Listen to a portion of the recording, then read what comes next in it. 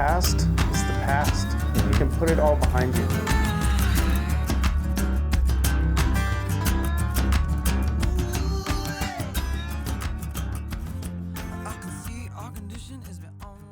Welcome to Recovery Soapbox, brought to you by Brighton Recovery Center. My name is Clay, and I am a recovering alcoholic and the alumni director for Brighton Recovery. I am here today with my friend Shane, and we're going to talk a little bit about your experience. So, Okay. you want to go ahead and do a brief intro to who you are, maybe a little bit about where you're from, all of that? Yeah, my name is Shane. I grew up in Southern California. I moved out here in 1995, so I've lived in Utah quite a bit longer than I had in California. I am a father of 4 children, 3 that live with me 100% of the time that are teenagers, 19, 18, and 14, and I share some custody of a 11-year-old girl, Bella. And yeah, I have a successful career, and I'm kind of like a family guy, family-oriented, and really kind of relate to. I used to relate a lot of my life or to work, and that has changed quite a bit in the last little bit. So yeah, that's me in a nutshell. Cool. So maybe like also a little bit about what got you into recovery, you know, maybe some of the key factors of your life, like if there was any that you could relate to, you know, as to maybe why you're at where you're at, why you are where you are now.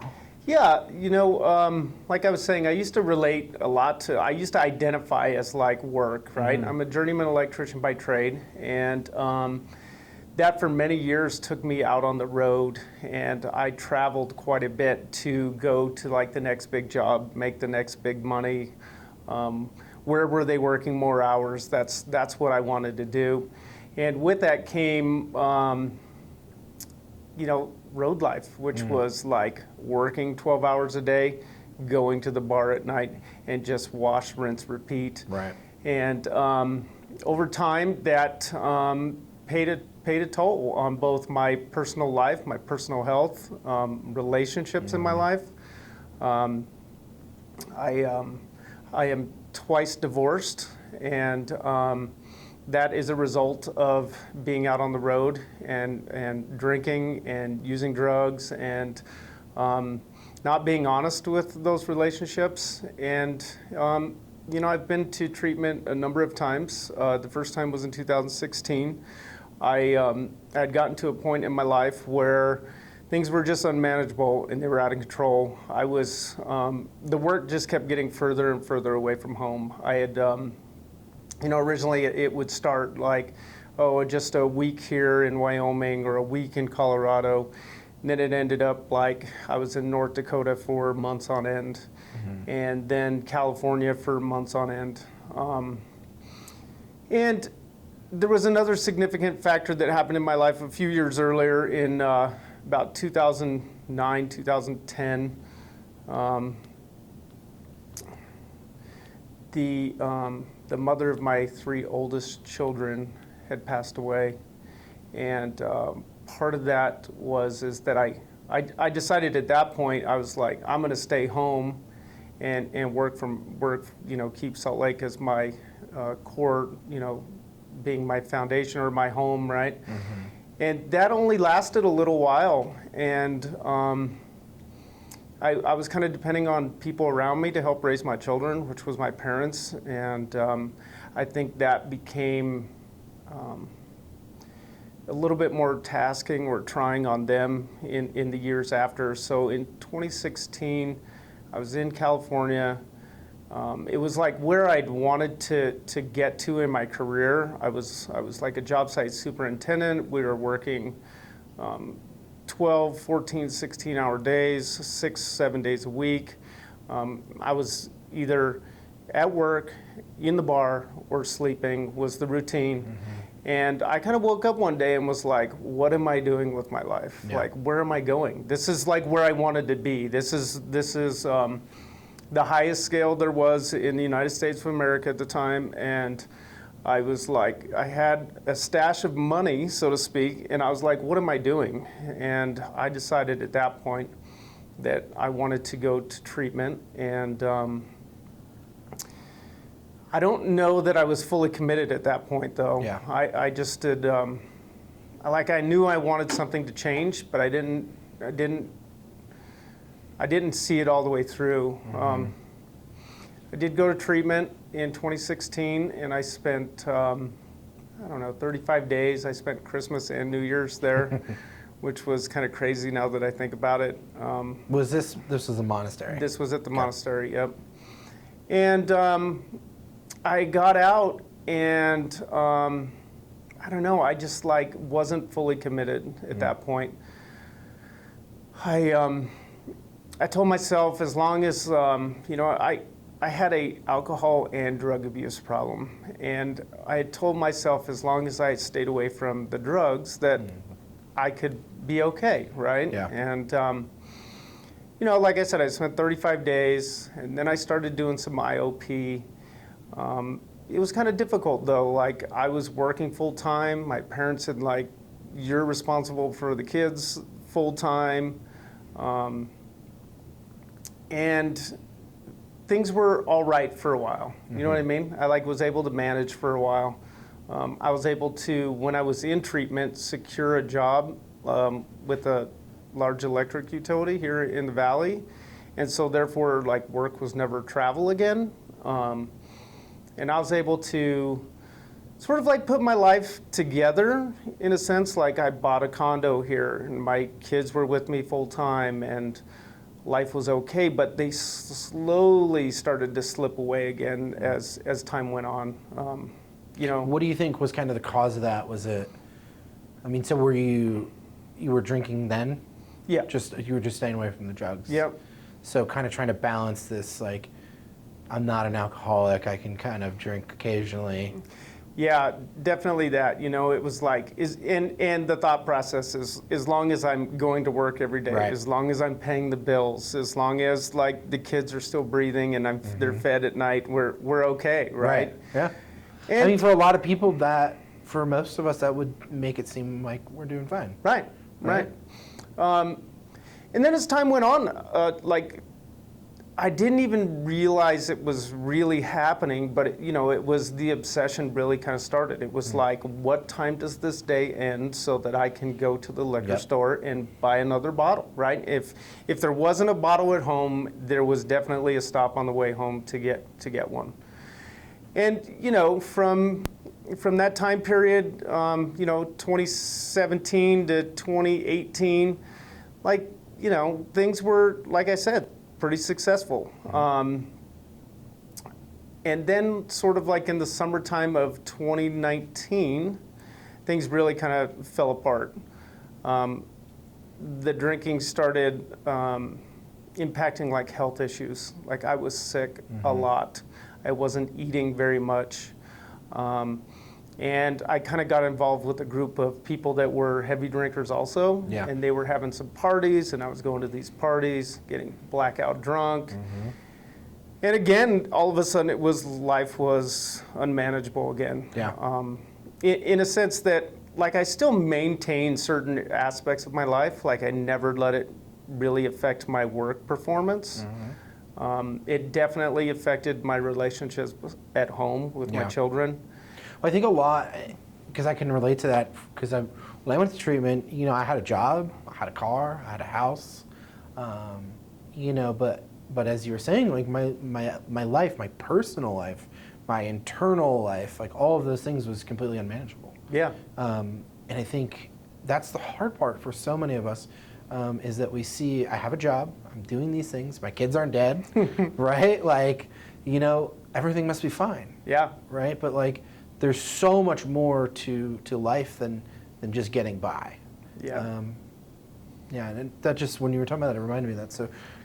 Yeah, so, and you're exactly right. And it was just getting by, right? And I don't know, I started to have other problems start creeping up in my life. I ended up in the ER one night, and because I was deathly ill, and I ended up in a blackout punching a nurse, and so I got an assault charge against me. So all these things started to snowball again for me, and I looked, and I had to look at myself and say, what am I not doing right here? What is going on? What do I need to fix? And a couple of those were, I needed to mend some relationships with my children, and that meant I had a girlfriend at the time, and things were sort of rocky, and I thought the best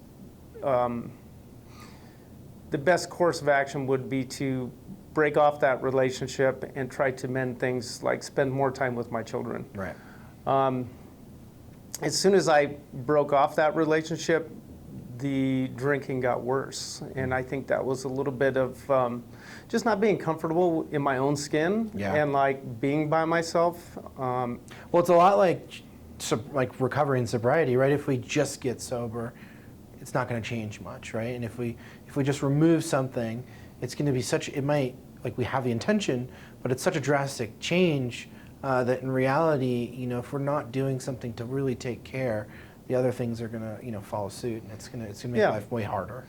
Yeah, and there was a lot of like, you know, childhood trauma or issues and stuff that I never chose to deal with. Right. I had an uncle who passed away when I was a teenager of a drug overdose.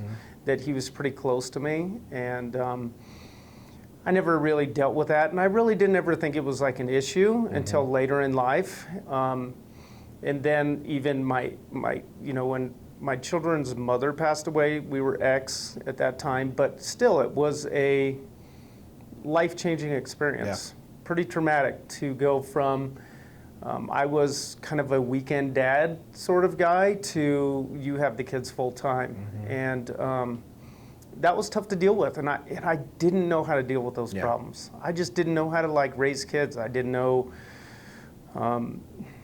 you know, all these little things that they can come to you with, these problems, and I just chose to ignore them for so long and just drink and not address the real issues. Yeah, well, it's a lot easier to pick up a bottle than to be vulnerable with someone you care about. Yeah, yep. You know, especially when, for us, we're not, like, you know, we didn't have that. That's not the way that we were. It's not the way we grew up. Yeah, and there's another layer to the dynamic with my children, and that is that like I always kind of believed like the mother-father team were like good cop, bad cop, and like there is no more person to play the other role, right? I have to be both good cop and bad cop. And I just didn't want to be the bad cop, right? Yeah. Like I just wanted to like make everything okay for them, and I never really kind of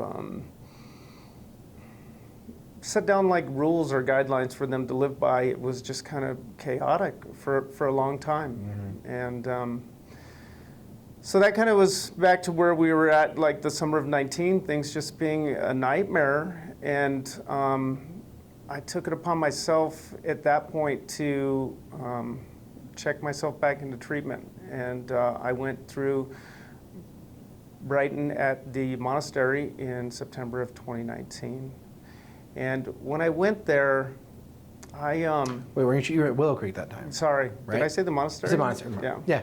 So Willow Creek at September of 19, and at that time, like I was like, I can do this treatment thing. I know how this is done, right? And I walked in there, and I don't know necessarily that like I did much of the work when I was first there. I just knew how to do treatment, right? Yeah. It's like just follow the rules, go to group, keep your head down, be quiet, right? Like don't get too involved.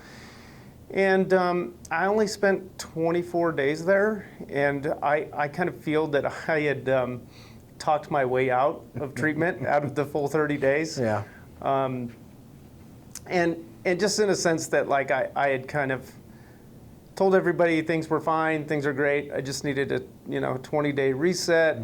I can't be here for another weekend, and one more weekend, it's gonna kill me. it was. So, and that time when I got out, I had made some real connections when I was in there with a couple of people, and those connections followed me to IOP. And I remember somebody telling me, if you wanted your chances of staying sober to be greater than they are right now, you will go to IOP. You have a greater chance of succeeding if you complete IOP. So I made a pact with myself to finish it. And I did 90 days of IOP, and but as IOP was ending, I was already kind of talking myself back into, like I had mentally already relapsed. Talk about that a little bit, just so maybe some people that don't, because I understand that what that looks like. But what is, when you say mentally relapse, what does that look like to somebody who maybe doesn't understand that? Like the thinking has already gone back to the old ways, right? Like I'm no longer being 100% honest with everybody in my life. Right. I am making plans for where that relapse is going to happen, how it's going to happen. And it just happened that it all kind of coincided with Christmas and all the stressors of like what Christmas brings, right? Like all of a sudden I have 4 children that I'm like the sole shopper for Christmas for, and all these expectations. And so like I had already mentally sort of like checked out of all that stuff and just like said that I'm going to relapse somehow, some way.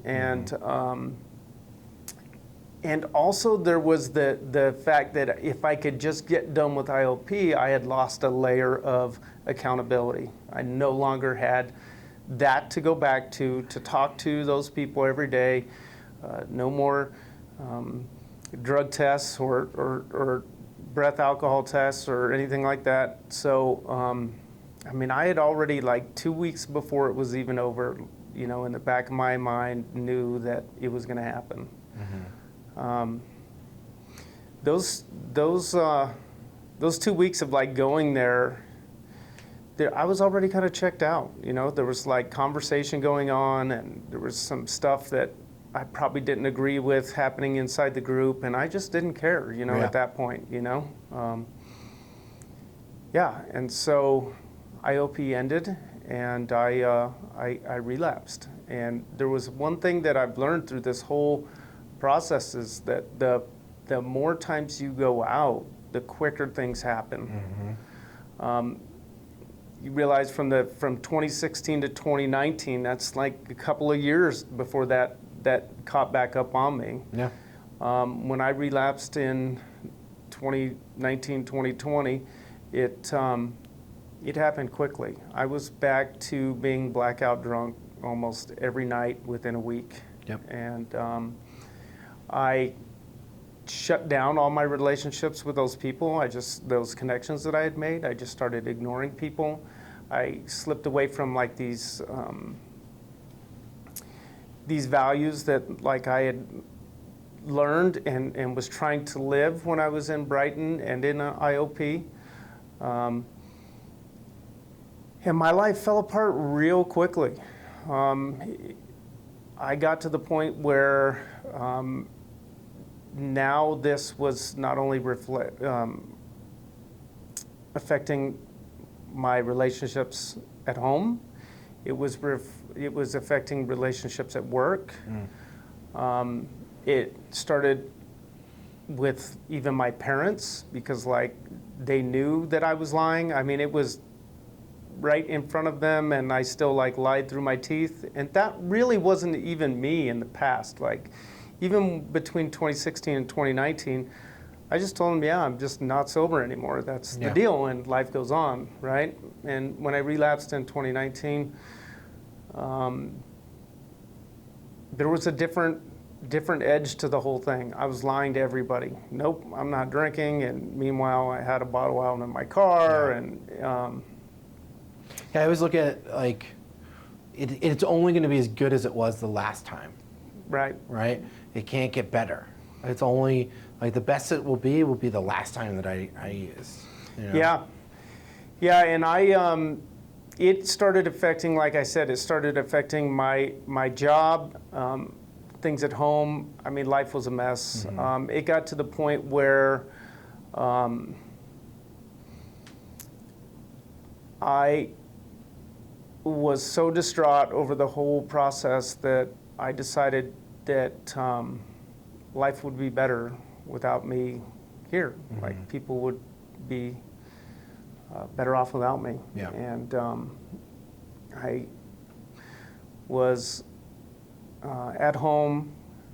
My middle son was distraught, upset over the whole situation.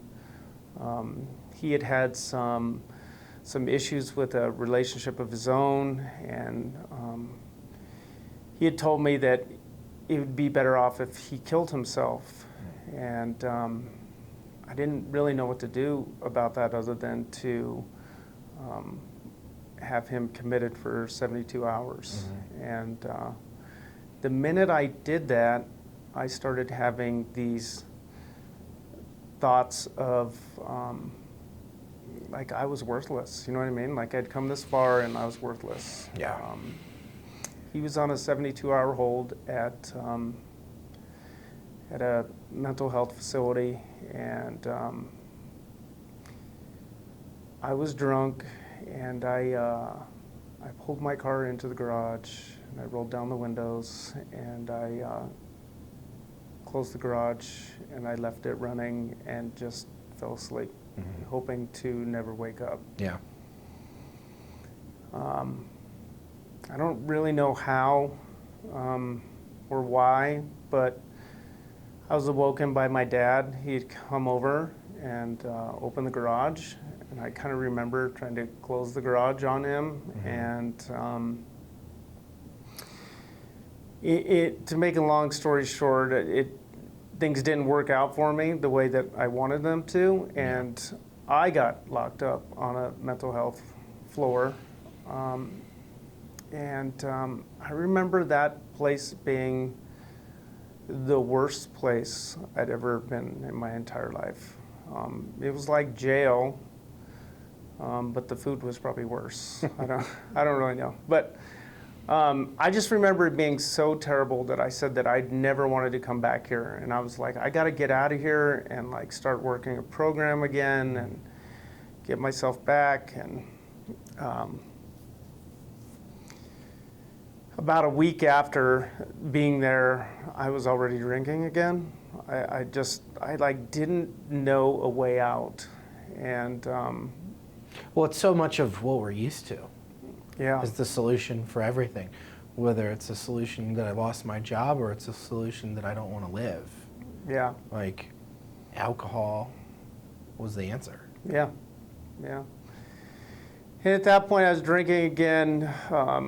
I ended up showing up to a major work event. It was a manager summit, and I was sitting in this manager summit, and I'd gotten up that morning, and I was so sick that it was like one of the first times ever that I had drank to go to work. So I was sitting in this manager summit, and I knew I had liquor on my breath, and the vice president was up there telling some story about safety this and safety that, and I was just so fed up with everything. I stood up and I told him that safety at this company is the biggest load of crap I'd ever heard in my life, and people were shocked, you know what I mean? Yeah, and I was kind of shocked imagine. at that point. I was like, what are you doing, right? And now this had really started to affect like my career was on the line, you know? Yeah. There was a break in this manager summit after that was over. I had a safety director in my face asking me what I meant by what I said. And, like I knew I had liquor on my breath, and I ended up just like skipping out in the middle of the day on that manager summit and going to my parents' house and drinking again. I just like their house has access to alcohol 24/7. They have a bar there, and although they keep it locked, they're not smart enough to know that I'm going to find my way Yeah. into it, right?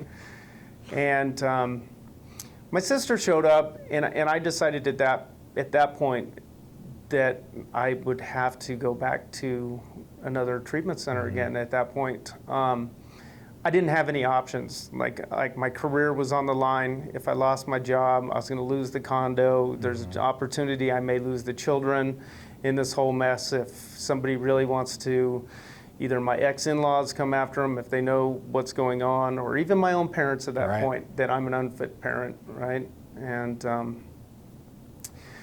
so my sister said, well, we're going to go to a detox center. And I said, okay, that's fine. And we ended up down at Provo Canyon Mental Health. And I got down there and I was like, nope, this isn't the place. And I don't know, one thing led to another. And I ended up getting locked up on a mental health facility, on the mental health floor there after a matter of hours. I don't even remember how or why, but so really there I was, locked up on a mental health floor like twice in a matter of a couple of weeks. And at that point I knew that I was going to detox and go back through treatment again. And I went to a different treatment center the third time, and I learned just a different set of skills there. I wouldn't say that they're any better or any worse. They were just a different set, and I've been able to combine what I've learned from Brighton and what I've learned from the other treatment center, and I really, when I got out of there, I really wanted to mend the relationships that I had built with the people from Brighton. Mm-hmm. I had made some true, honest relationships there, and so part of that was reaching back out to them after getting out of treatment, and it was kind of weird in a sense because I had this small group of people from both treatment centers that I sort of had bonded with, and I sort of kind of meshed those together, and it really sort of helped me kind of maintain my sobriety. It would help just expanding my circle of people that were sober and that were doing activities and different things together. Yeah, and I think that's one of the really cool, and it's also interesting. You go to Brighton twice, go to another treatment center, and still have continued to take part in all of the Brighton alumni stuff as well. And I love that of how important those relationships were to you. That you're this time I'm going to make some changes. And I can remember that. I remember when you came back, and I was everybody was so stoked to see you back and healthy and all of that. And it's been incredible to watch too. What do you think is obviously the relationships are huge.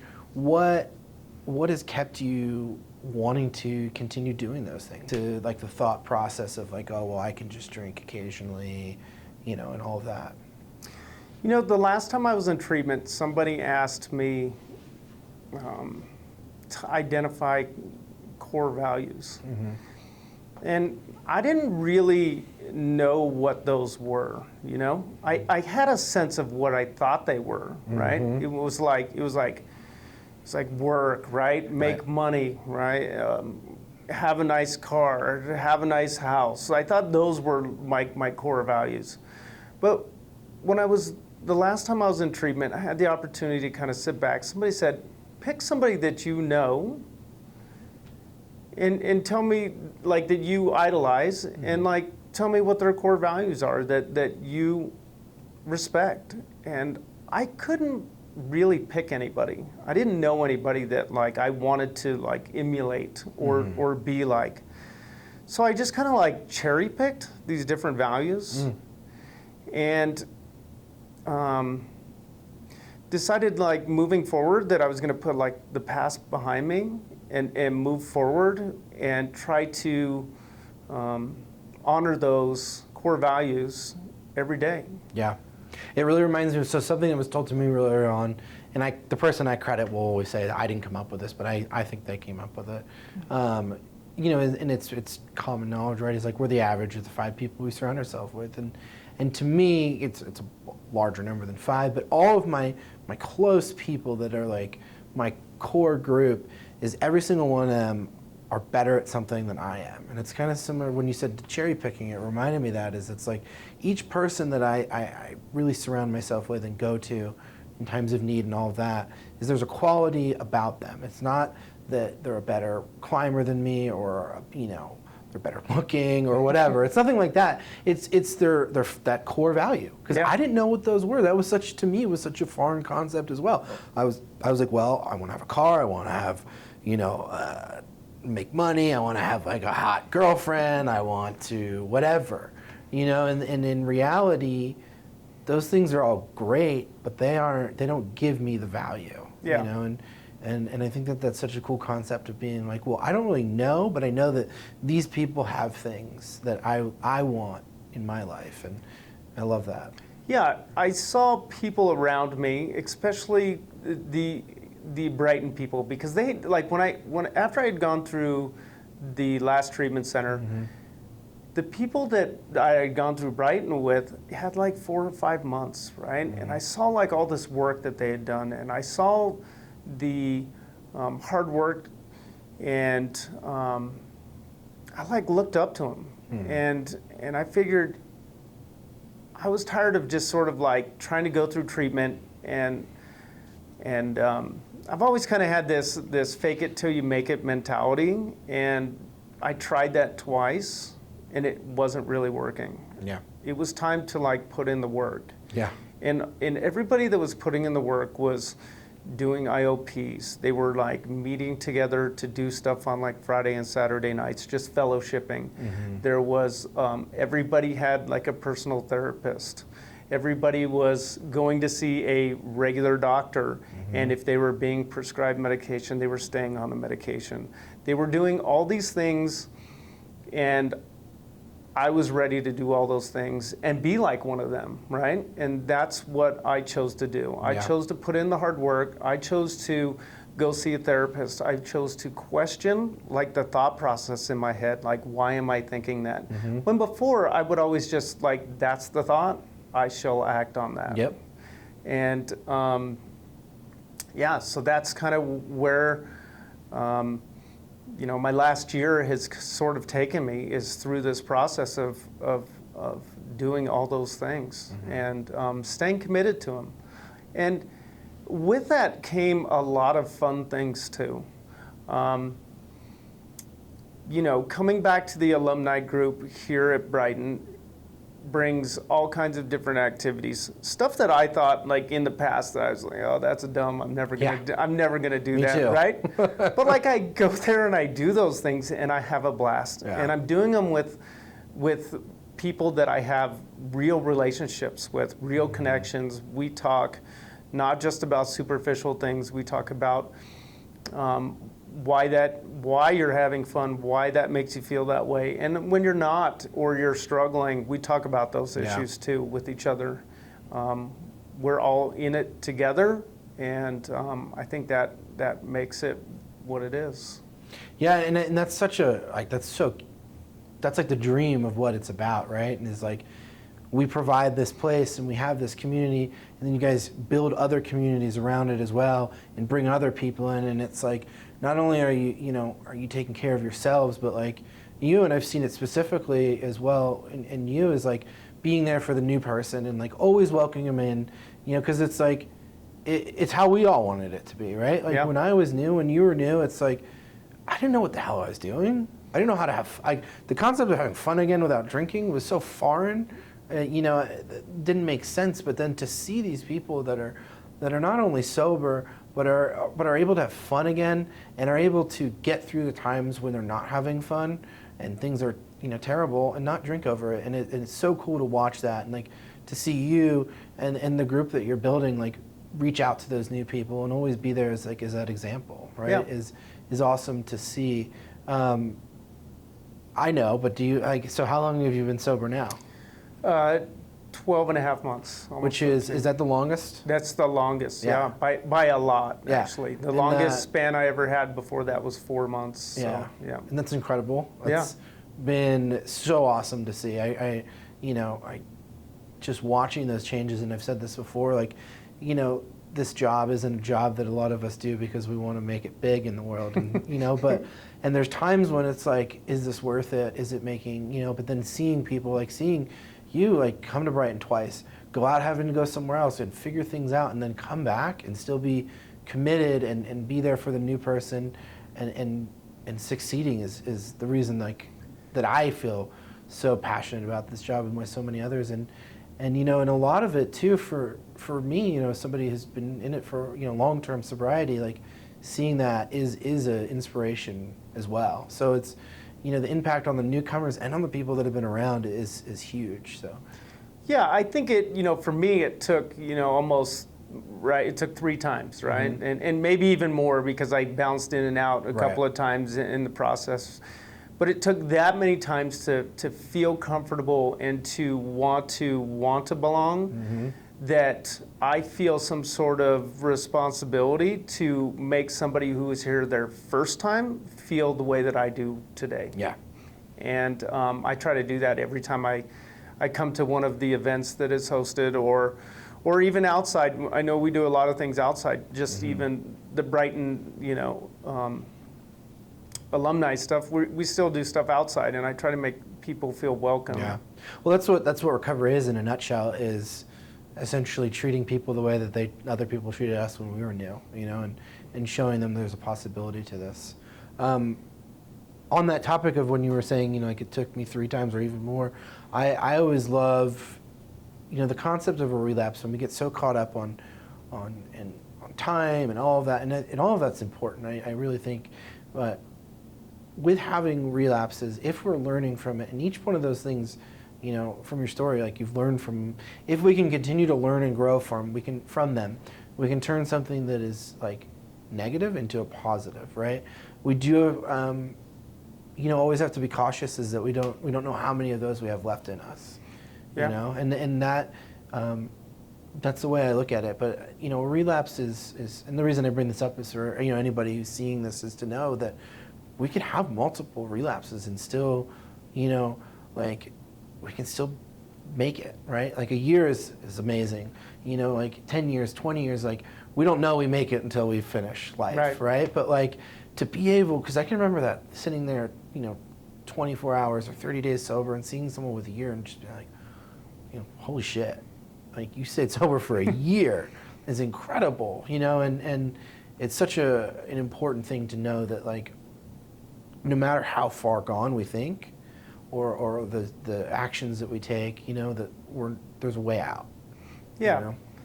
And it feels like, I remember somebody telling me it takes time to get time. Yep.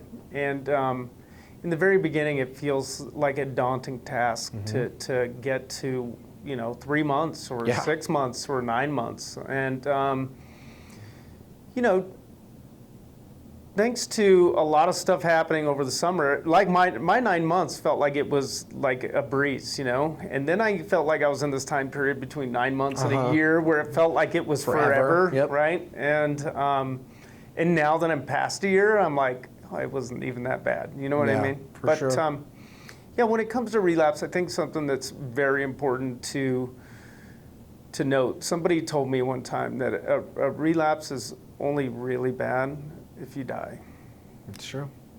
And so for anybody that were, to have a relapse, and you just need to come back, is where I'm at with it. And I remember those feelings, right? Those feelings of shame, those feelings of guilt, and the feelings of, like, letting people down that have been, supporting you. On the other side, I've watched people relapse, and I don't feel that way. I don't have those feelings that I used to emulate onto other people. Yeah. So I think that's important for people to know, that if it happens, it happens, and we just want you back. Yeah, and that's what I love about you and so many other of our alumni, is that it's such a place where it's like, because it's different when it's like me or one of the other guys, like, working there. It's like, hey, there's no judgment. We just want you to come around.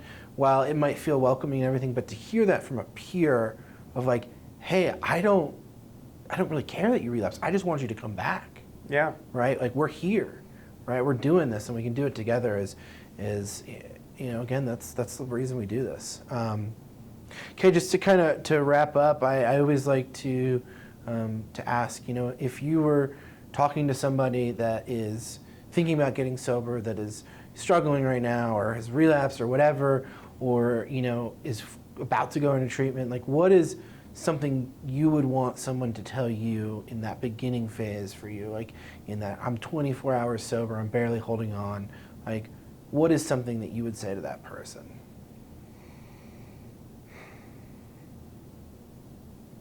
You have the opportunity to make life what it is. Like the past is the past. Mm-hmm. You can put it all behind you, and if you let it run your life, it's going to tell your story. Very well said, and I love that. So I want to thank you for doing this. Thanks for being vulnerable and sharing some of your story, and thanks for being the person you are, an alumni, and as just a person in general. Thanks. Yeah, You you're too. a joy to have around. So thanks everyone for watching, and please like, share, subscribe, all that good stuff, and hope to see you soon.